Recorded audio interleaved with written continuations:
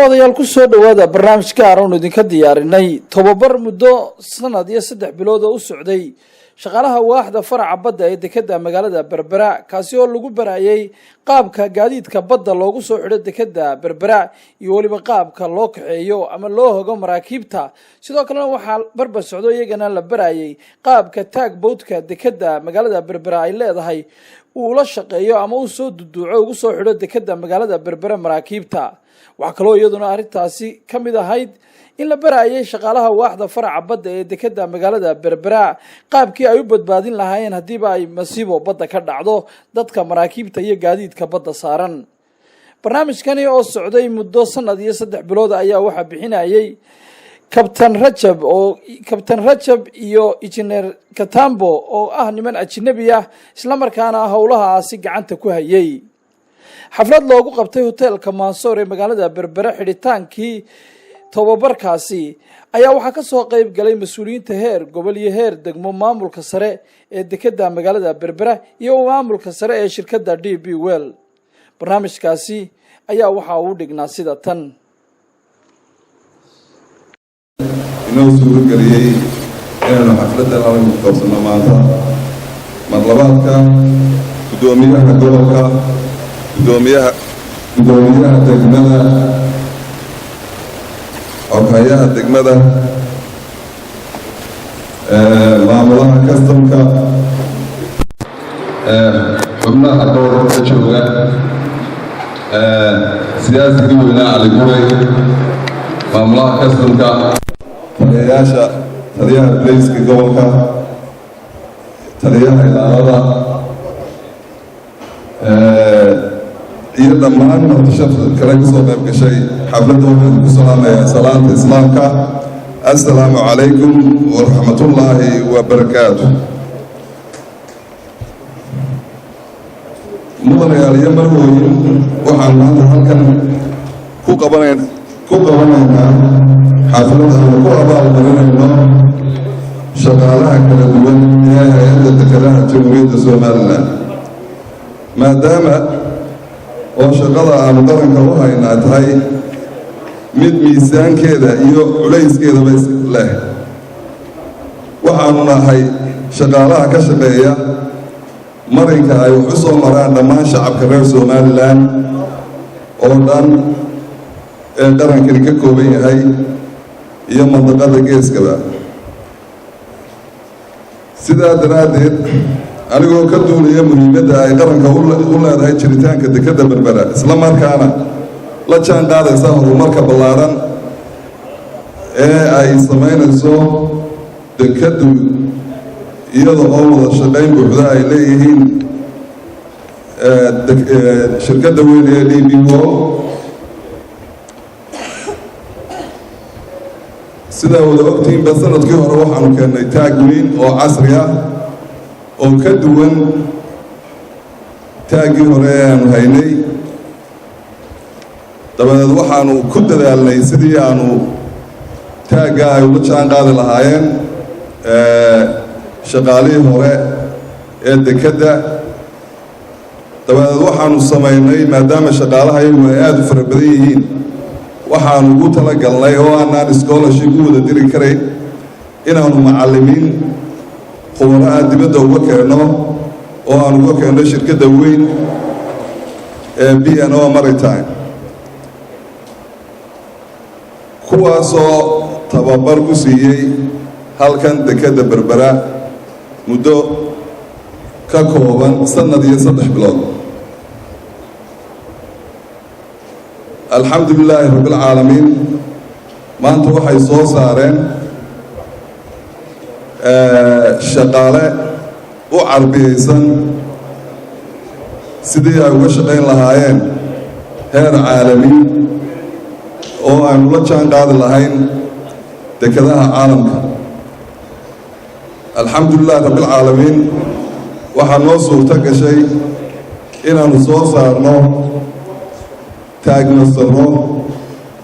iyo injineero iyo dhammaan shaqaalaha ay ka kooban tahay dhibaarmanada ay ka kooban yihiin qayb baan u soo saarnay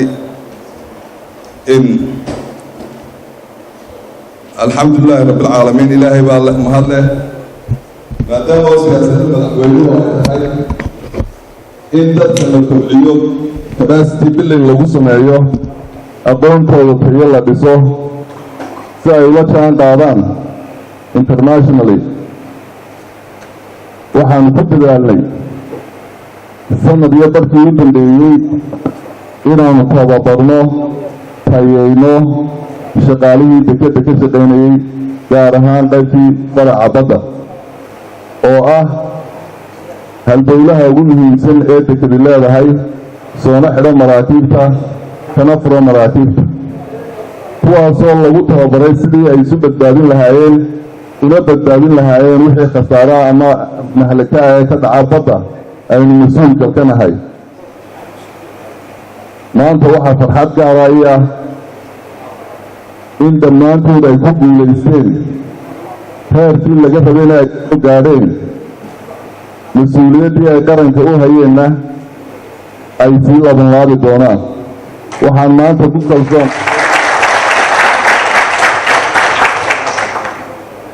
waxaan maanta ku kalsoonahay boqolkiiba 200 in ay hanan karaan dhammaan agabka uu qarankani leeyahay waxna lagu sidaa wada ogtihiin waxaa noo soo socda oo kale taag cusub oo aanu rajeynayno inuu nagu soo gaadho muddo 4 bilood ah oo kan cusub ee haddaan hayno la mid ah haddii allah awoodda la yidhaahdo annagu waxaan runtii ku dadaalnay mar haddii aanu tayadii shaqaalaha kor u qaadnay inaanu agina kor u qaadno alxamdulilaahi rabbilcaalamiin madaxweynaha jamhuuriyadda somalilan wuu nala qaatay inaanu tayeyno kobcinno dadka ka shaqeeya dekadda berbera si wax soo saarkoodu u noqdo boqolkiiba 300 haddaan dadka wax la gelin oon la tababarin oon juhdi la gelin run ahaantii waxa weeye waxay noo soconaya waynu isu meeraysanaynaa un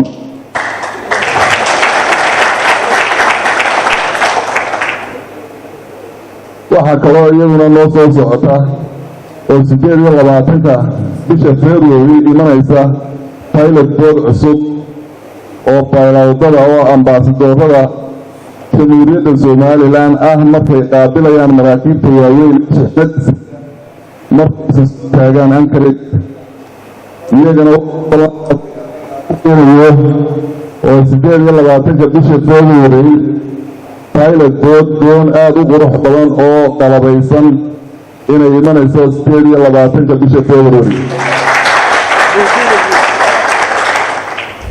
mudanayaal iyo marwooyin waxaan maanta mar labaad aad ugu faraxsanahay in dhammaan shaqaalaha halkan ku qaadan doona abaalmarinada shahaadadeed oo iyagu qualified noqday inay hanan doonaan shaqada qaranka ay hayaan oo miisaankeeda lugeedaba iska leh alxamdulilaahi rabbilcaalamiin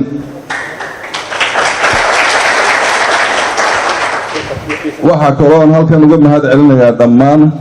macallimiintii ka qayb qaadatay tababarkan muddada ah waa sanad iyo 3 bilood ama 15 bilood oo ugu horeeyo kabtan Rajab iyo injineer Katambo oo runtii ka faa'iideeyay tacabkii iyo midhihii aan gelinay iyo qarashkii faraha badnaa ee ku tababarayeen alxamdulillah waxaa kaloo halkan ugu mahad celinayaa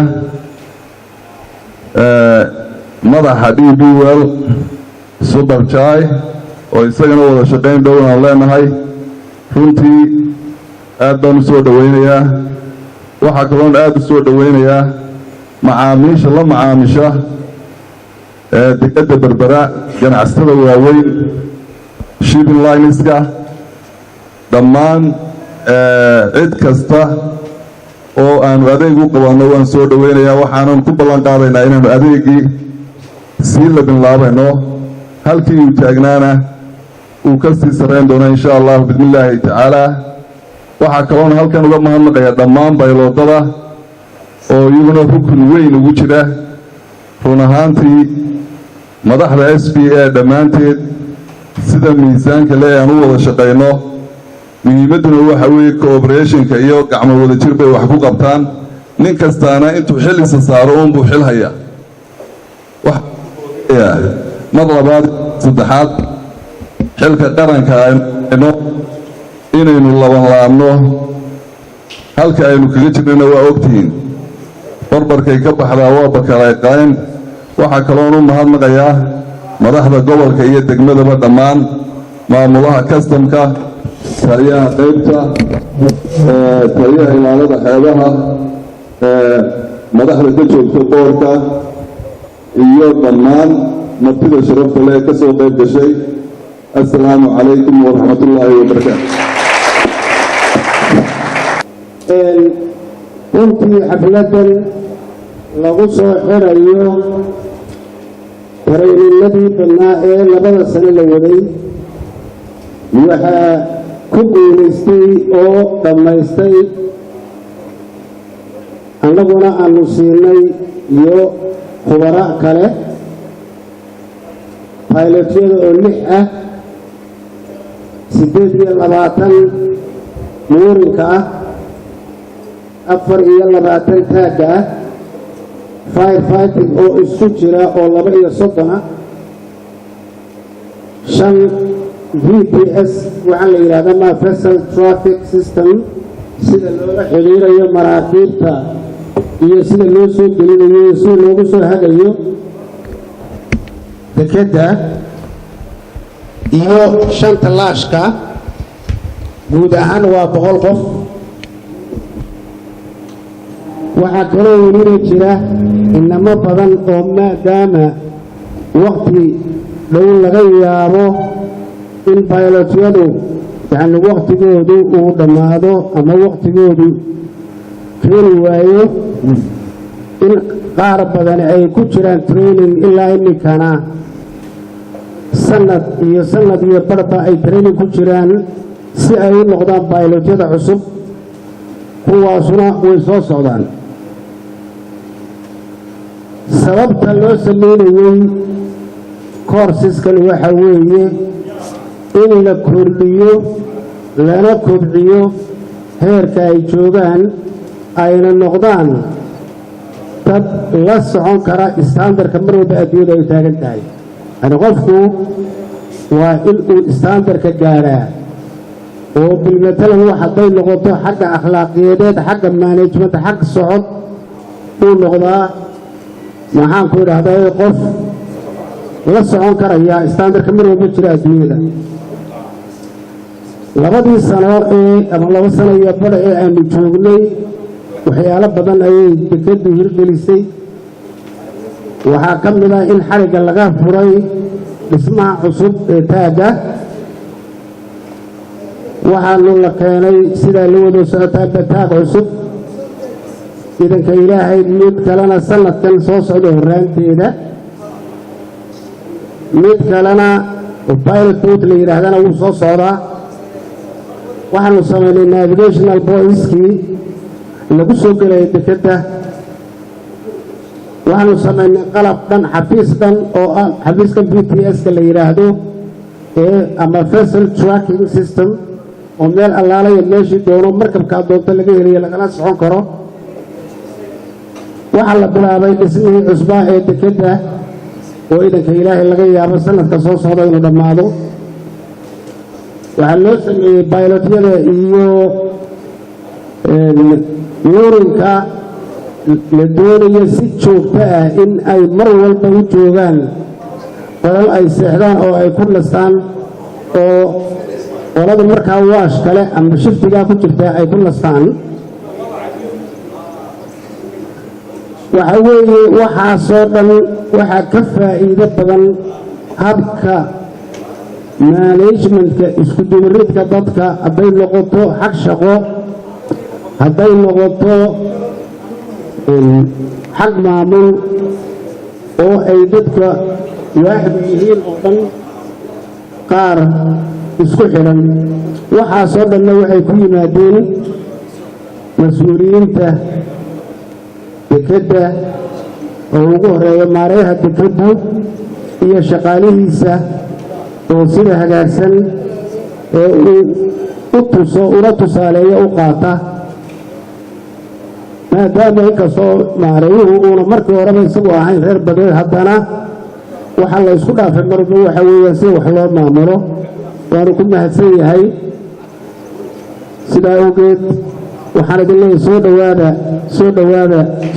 wassalaamu calaykum waraxmatullahi wabarakatu dr cabdiraxmaan aad baad umahadsanta waxaan ka ugu daaranayaa taymka oo inagu kooban waxaan leeyahay waxay ka taataabanaya dekedda berbera taariikhii ay soo martay ilaa qarnigii 2000 oo sano dalashadii nebi ciise ka hor dekedda berberi way sidnay waxaana loo yiqiina malawa qarnigii koowaad ee dalashadii nebi ciise ka horreysay xeebta u dhaxaysa baabilmandab ilaa raas xaafuun waxaa la odhan jiray baraabara bartamihii qarnigii labaad baraabara way sii fiday oo waxaa la odhan jiray xeebta u dhaxaysa baabilmandab ilaa sinjibaad qarnigii saddexaad waxay soo galay dalka soo galay giriigii qarnigii sagaalaad oo giriigu ay ka qaadan jireen uduga waa fooxa beeyada iyo foolmaroodiga qolofta diinka waxay sheegeen in la odhan jiray barbaraa oo ka mid ahayd dhulweyne laysku odhan jiray baabuli oo ka koobna 4 magaalo qarnigii 11aad shiinaha oo qoreen dynasty berbera waxa la baayacmushtaran jireen oo ay ka qaadan jireen alaab fara badan waxay sheegeen iyagu waxay ka qaadan jireen kadib inay xeebta berbere ugu yimaadeen 20 awr oo maalin kasta laga raro oo diri dhabo loo raro dadkaasu oo dad dhaadheer ahaa waxay diri dhabo u yiqiineen buu yidhi jannadii doqmooyinka paradise of ashes waxa kaloo shiinuhu sheegay dadka halkaas awrta ka rari jiray inay dhaadheeraayeen Marine Authority, we came to join Somaliland project, marine side, and also tugboat delivery from Turkey. And a part of delivery, we conduct training for 1 year now for tug masters and tug engineer. I can say thank you for all marine staff, all for SPA management. Thank you very much. Thank you. We are together. Okay, Chief Staff Katambe, Engineer. Assalamu alaikum wa rahmatullahi wa barakatuh. Allah Rahman Rahim. My name is Engineer Katembo from Tanzania.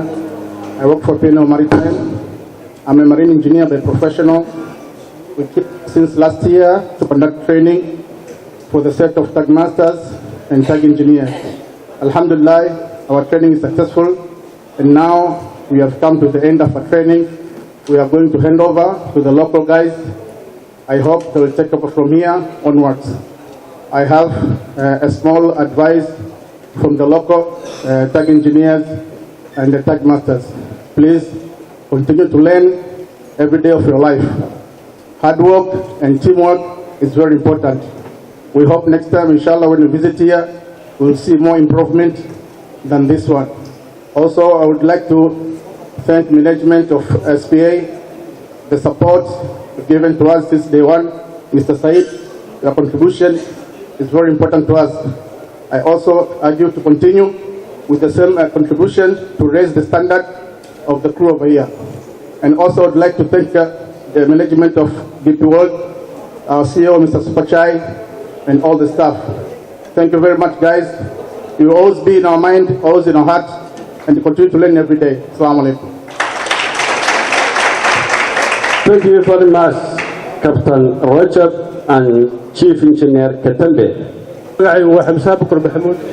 waxaan ka mid ahay taagmatirada qaatay training ترينك وحوها ترين آدو قيبان سادي من كداونيسين وحوها ترين آدو قيبان سادي داونيسين وحوها ترين يعني أنا هرسو يملا نقدعن وحوها ترين نقول لحاسدي وحولا قهنكن إن الصوص عروض مستقبلك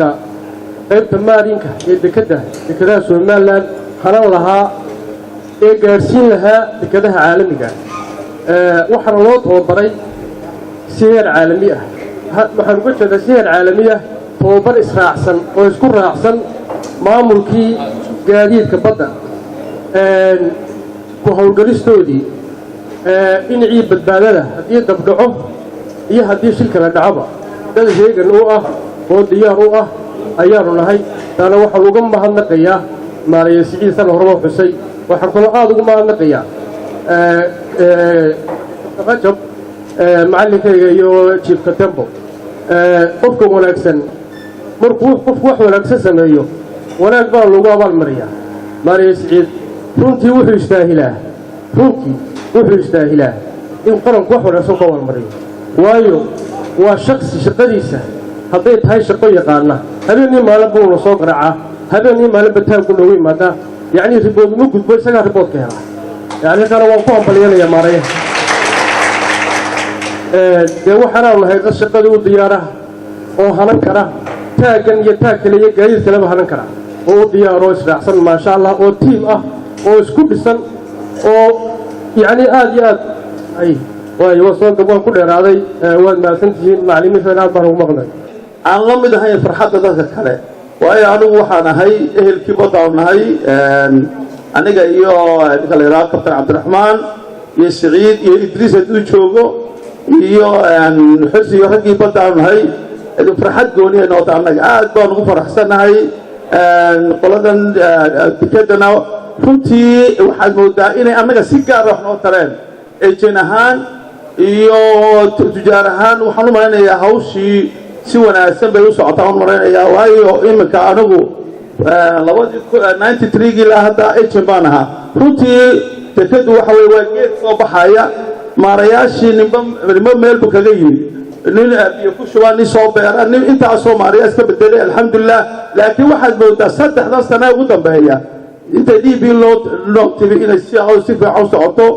runtii waanu nasannay haddaanu nahay nimanka jannada waanu nasannay aad baan ugu mahad celinaya waxaan kale oo u sheegayaa maareeyaha iyo qolooyinka macallimiinta waxaan u sheegayaa xaggan waxaa fadhiya siciid barkad waa retire waxa weeye waa kabtan dubay ka soo ritaargareeyey cabdiraxmaan waa retire xirsi injineer waxa uu leeyahay mar baan ka codsanayaa aqoonta dadkeenna ogaada macallimiinta ugu mahadnaqay laakiin macallimiinta ma haynoo keenina inta bayna u filan intan macallimiinta waayo waxa weeye waxaan ahay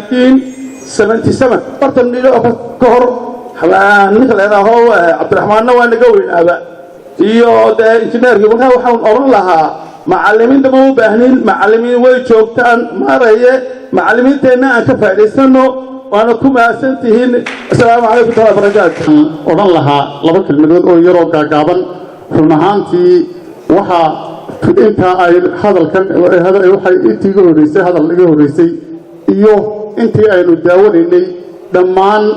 filimka intaa aynu arkaynay waxa ay muujinaysaa halka aynu u soconno iyo halka aynu ka soconno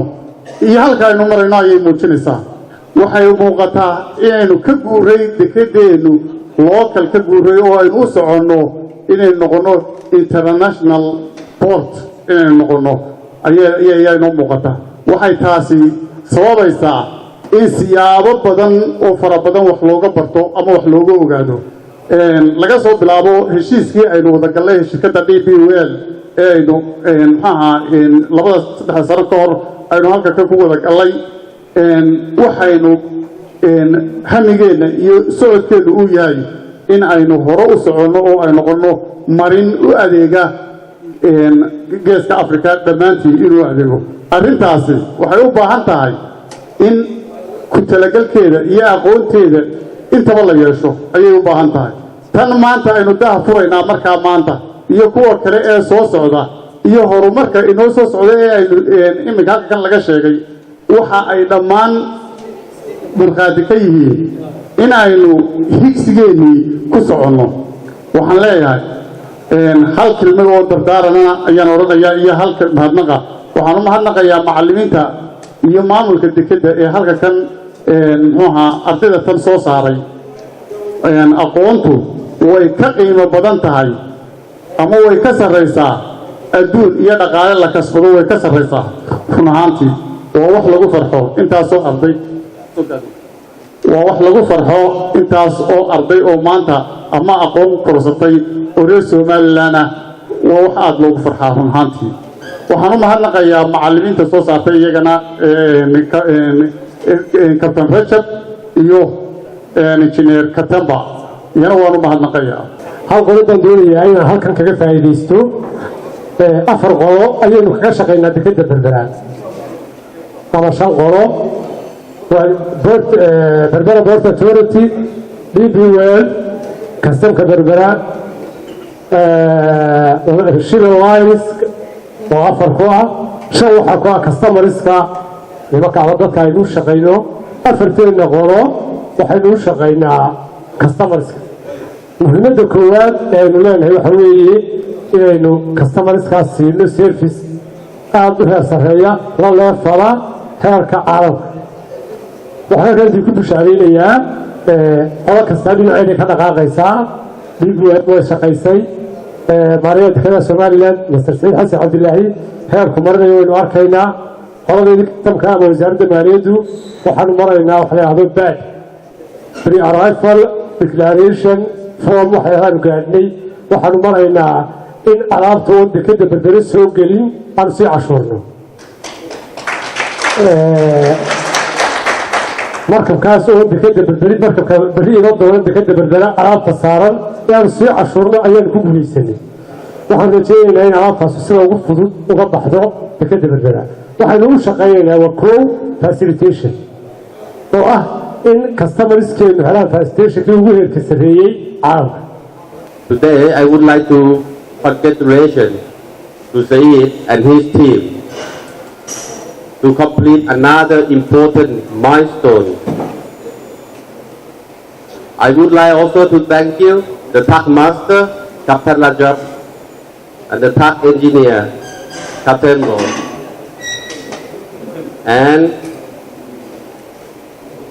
P&O Maritime Management in Dubai,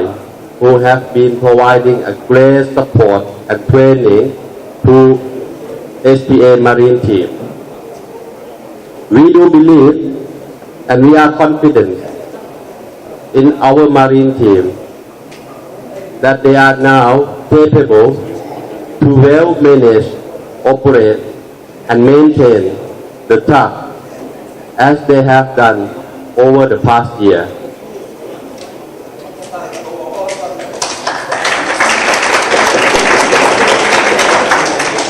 With the support of SPA, local authorities, as well as the port communities, we have seen Berbera Port improving significantly in terms of the port efficiency and the port capacity. We used to lift the container only 10 to 12 moves per hour. Now we are doing 30 to 35 moves per hour. This achievement cannot be done without the support of Marine team.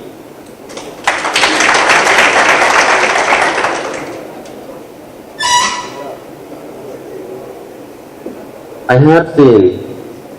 significantly improvement of the Marine service over the past year. The arrival of the Eagle has been supporting greatly to secure the operation of the vessel berthing and unberthing. Berbera port capacity used to be only 100,000 TEU, and now we are able to handle 200,000 TEU.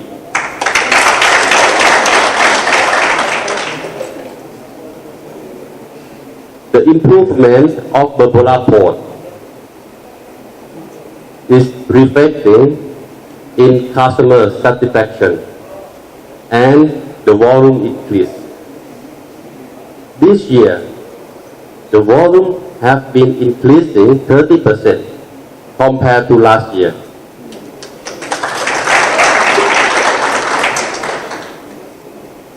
The phase 1 expansion is ongoing, and we are expecting the project will be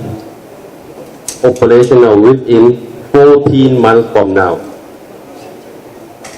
with the capacity of 450,000 TEU. In line with the port expansion, the government of Somaliland, SPA and DP World, we are working closely to procure a new tugboat soon. Our vision here is to make Berbera a maritime hub in the Horn of Africa, a gateway for the region, a gateway for Somaliland, and a gateway for the trade. Thank you. marka la yiraahdo deked baa la dhisayaa waxa ugu horeeya madaxaaga ku soo dhaca wuxuu noqonayaa sibir badaasheeda saa loo gogleeyo adagoo maraakiibtu ku soo xidhato kaasi waa dhismaha ishu qabata ee muuqda laakiin waxaa ka muhiimsan oo aanu kaasi waxba ahayn dhismaha aan muuqan ee in yar uuni garan karto oo ah horumarinta dadka ama human resource development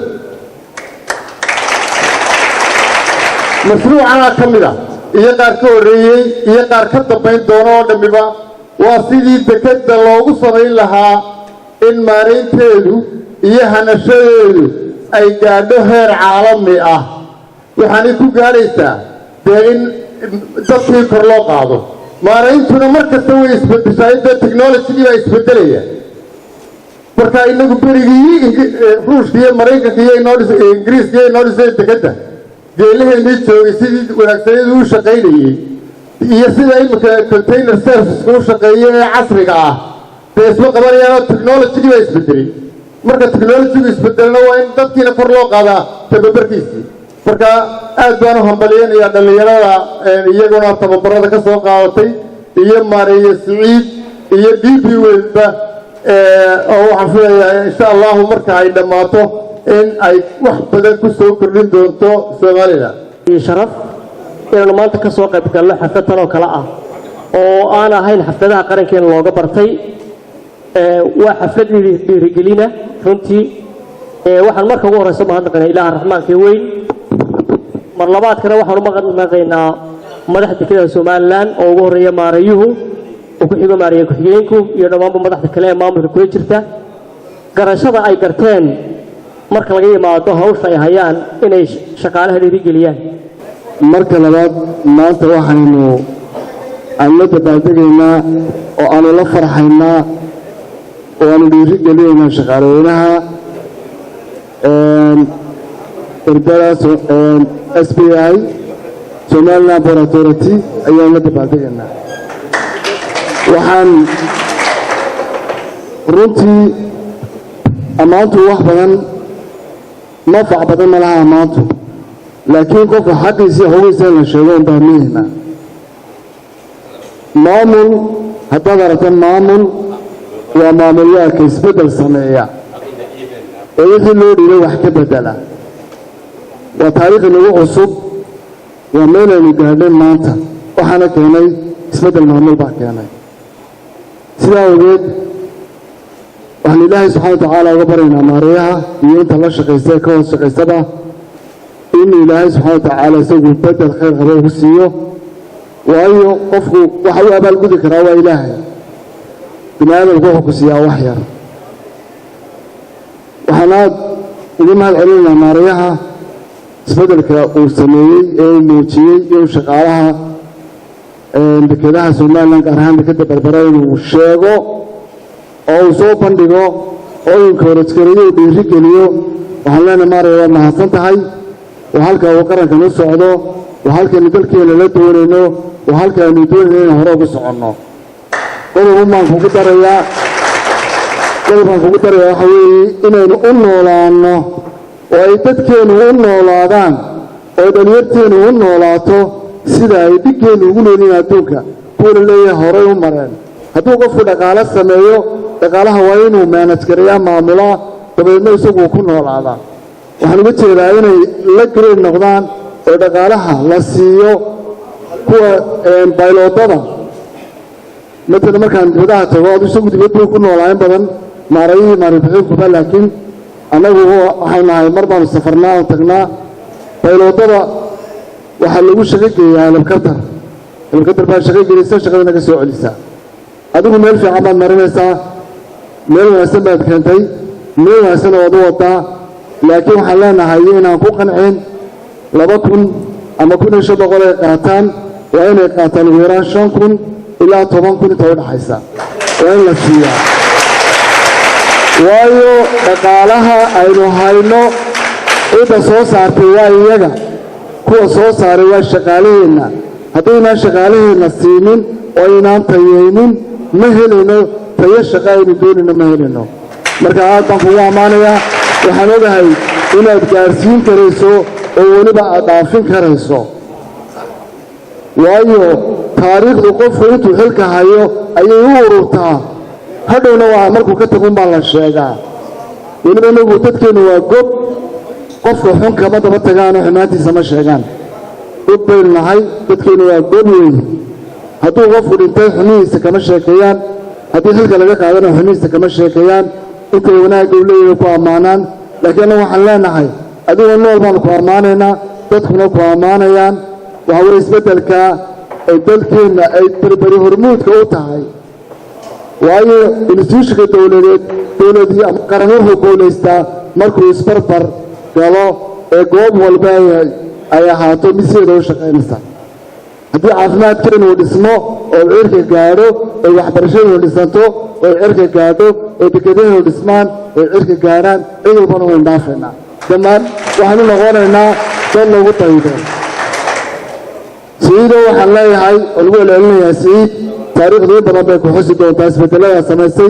إنسان كوحو يسكو دافا أقولي علمي كلامها والنصيب كوي نصيب إلهي كو كاني انتي إلهي كو برينا وادكو شقيسي waayo taag bayna haysan jirnay wuxuu ahaa mani walbana ka shaqayn jirnay maanta inamadayna inoo tababartay ee maanta oladii macallimiintooda sagootinaya maanta waxaan ku kalsoonahay iyagoo elektroniga inay ku shaqaynayaan oo taag elektroniga ku shaqaynayaan waxaan ilaahay subxaanahu wa tacaala nooga baryayaa inuu dalkeenu hanaqaad noqdo in nimcadeena intifaacsano inaynu waxaynu ku soo caanamaanay qof walba wuxuu haystay inuu iimaansado qof kastaaba wuxuu ilaahay siiyeen alxamdulilah yidhaahdo intaad qofkaas reeegayso ma guulaysanaysid waayo diinteennu xaasidka siday soo taqaano ma aha siday diinteennu inoo sheegayso xaasidku waa laba weeye xaasidku nin wixiisa ku diidoonaya waa xaasid wuu ku diidaya qofku wixiisa isagaas kale xaasid maaha xaasidku waa quuriwaaga weeye waxa qofka oo ku tamaniya oo yidhaahdaa haddaan aqoontaa lahaan lahaa aqoontaas cidleeya haddaan lahaan lahaa aqoontaa uu cabdiraxmaan leeya haddaan lahaan lahaa anigu waxaasaan qaban lahaa taa weeye xaasidku ma aha aqoontu waa cilmi la barto iyo qofka hantida la yidhaahdo haddii hantidaa uu haysto oo maraan lahaan lahaa ama hantida hebel leeyaha lahaan lahaa sidaasaan noqon lahaa xaasidku kaa weeye sidaa awgeed waxaan kuu sheegayaa qofka wixiisa kuu diida maaha xaasidku waxaan leeyahay waan ku soo ururinayaa waan ku dheeraaday shaqaalahan leeyahay handaliyo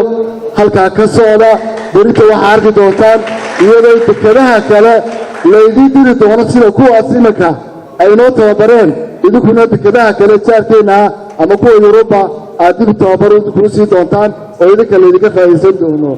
waxaad noqon doontaan kuwa sarreeya oo aan weligood hoosaynin wabilaahi tawfiiq wasalaamu calaykum waraxmatullahi wabarakatu waxaan leenahay laba erey horta hadalku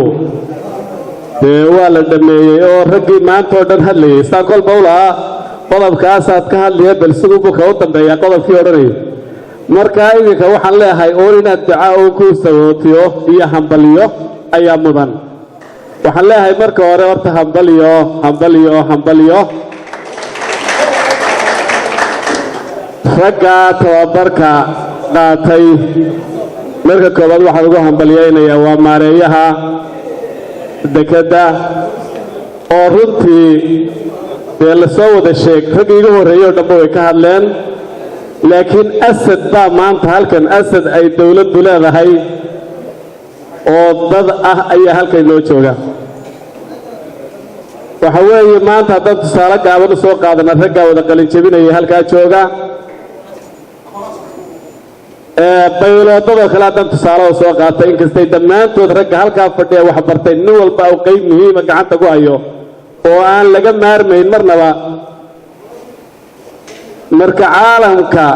dekedaha aan la tartamaynaay maareeyaha u yimaadaan ama ay anigaba ii yimaadaan ka gobol ahaan ay leeyihiin seerfiska dekeddaadu qabataa maxay tahay imise saacadood baa lagu jiri karaa imisaa lagu bixi karaa imise marka baa ku xidhan karaa imise baylood baad leedihiin imise marka lagu idhaahdo dee xagga siciid baan u riixi jiro odhan jira bal siciidow